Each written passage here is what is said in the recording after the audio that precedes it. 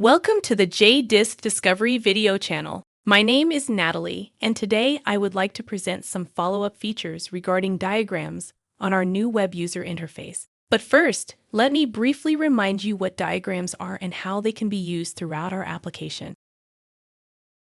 JDisc Diagrams are one more tool in the reporting section that provides a more interactive way to visualize and navigate through JDisc Discovery data. Our diagrams consist of nodes, which represent the various entities of the discovered data, and edges, which connect the nodes and show how the represented entities are related. Diagrams usually start from a root entity, and the user may control the expansion of the shown information by specifying the shown relations of the root and other node entities.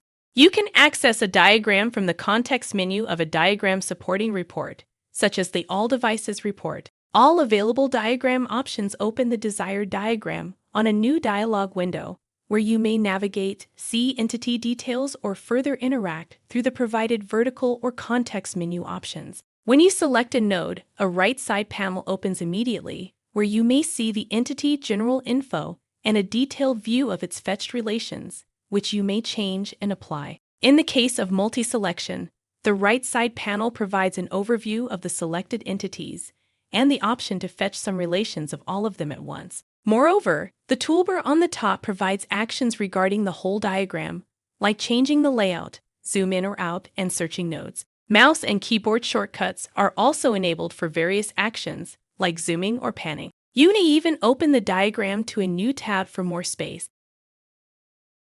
Now let's take a look at some major features that have been added compared to the first version of JDisc Diagrams.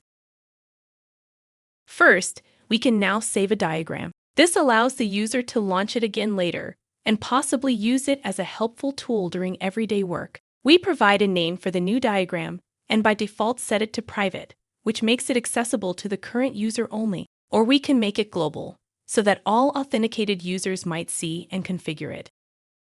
Saved diagrams are shown on a newly added dashboard item to the reporting section. After opening a saved diagram, further changes can be saved to it. Also, current diagram preferences are persisted. Current preferences may now be configured through the option found on the vertical menu of the diagram dialog and are applied to the current diagram only.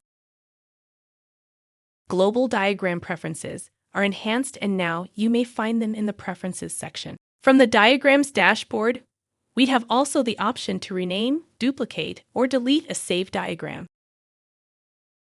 Next comes the aggregation feature. We can now aggregate a set of nodes into one group node. This allows the collapsing of large parts of a diagram, which might be very helpful, as it simplifies the view of large diagrams, which is a usual case for network topology ones. The aggregation might take place over a multi-selection of nodes.